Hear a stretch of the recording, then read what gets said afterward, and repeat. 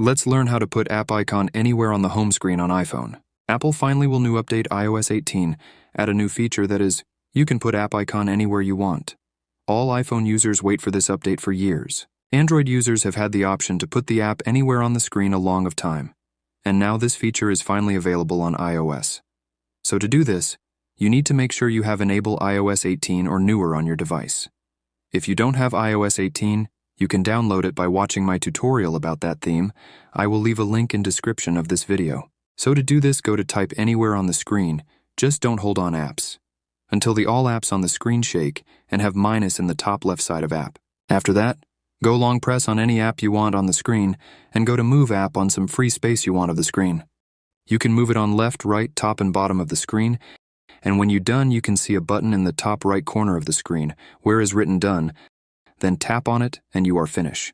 So thanks for watching. See you in the next video.